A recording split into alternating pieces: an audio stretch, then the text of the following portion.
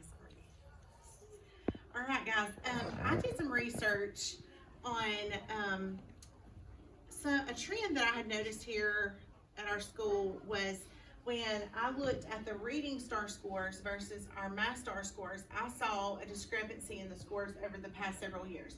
So the title of my project is Improving Reading Scores on the STAR Assessment for second grade students at Albertville Primary.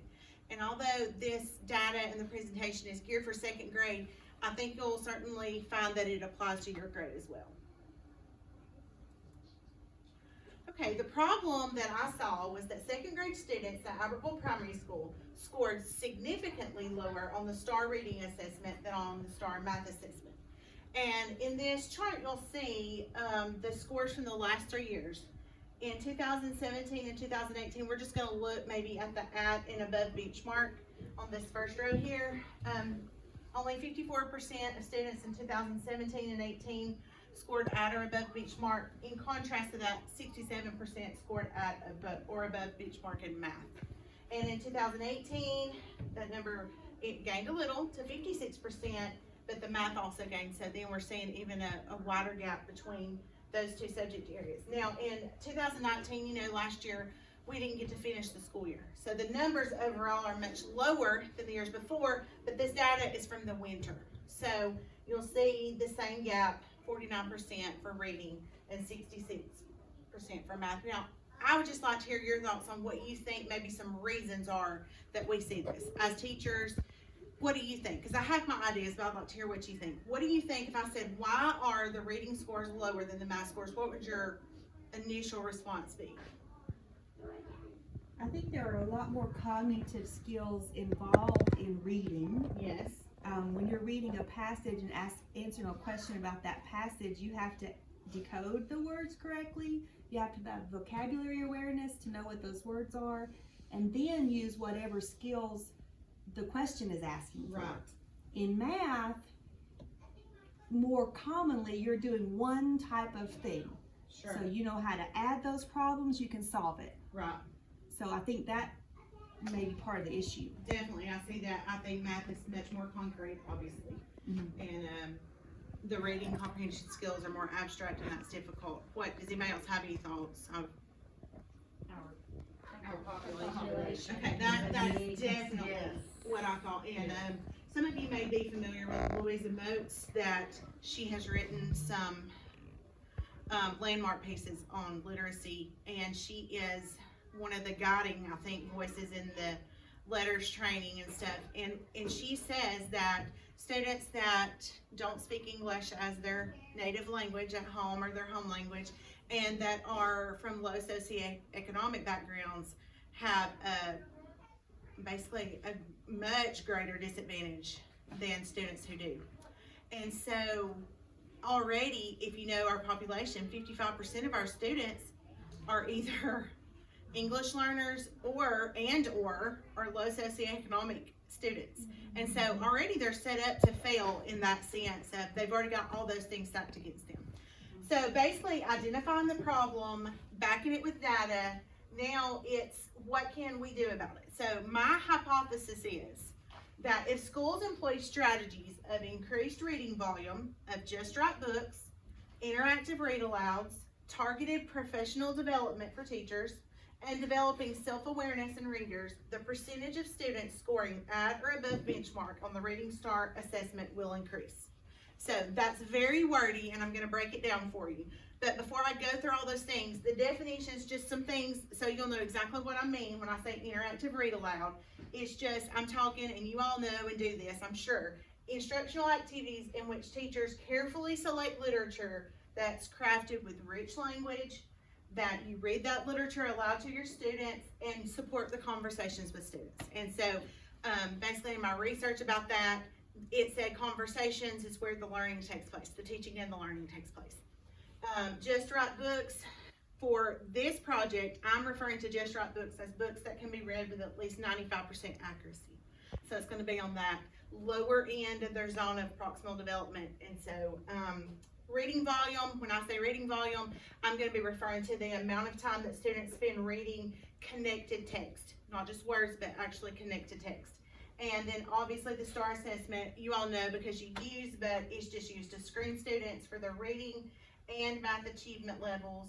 And we give it to all students, and it assigns a grade level equivalency with those scores. So after doing research, I found my problem, I had to do research, and I basically searched how to improve reading comprehension, how to improve reading scores, anything in that area. And so then I came upon lots of great articles, but I narrowed it down to 10, and out of those came where I got my strategies. So reading volume, obviously, the more students read, the better readers they become. And obviously students that have trouble reading read less. And so it's like the old saying, the rich get richer, the poor get poorer. And so the students that read get better at reading. Text complexity, that's where the Just Right Books comes into play. Interactive read alouds, just, immersing them in that vocabulary and that rich literature and those conversations, I think is going to be essential for our English learners. And then teacher knowledge. There's a huge amount of research that shows that the more knowledge a teacher possesses about literacy and reading instruction, the higher their scores are. And so having that targeted professional development, not just across the board saying, okay, we're all going to learn about interactive read alouds. Well, that doesn't really help Debbie if she's already a professional at interactive read alouds. Debbie needs to be able to say, I need help with this, and that's the kind of professional development that she needs to get, versus Amy might need help with that. And so just this cut and dry, everybody gets the same professional development is not really helping teachers grow as much as they could. And then the last one is just developing self-awareness in your readers, letting them understand that, hey, they can say, I didn't get that, I didn't understand what I just read, or hey, I'm starting to read, I'm starting to get this. And I am happy that our Lucy Calkins, curriculum, the units of study and reading already has those lessons built in. I think she does a fantastic job with incorporating that in her lessons, and there's really a lot of research about how beneficial that is for readers themselves to know. So our action plan, the things that we're going to work on in the next year to hopefully see a change in the data, is that we are going to work on some targeted professional development once each 9 weeks. And I'm thinking that's going to come through data meetings.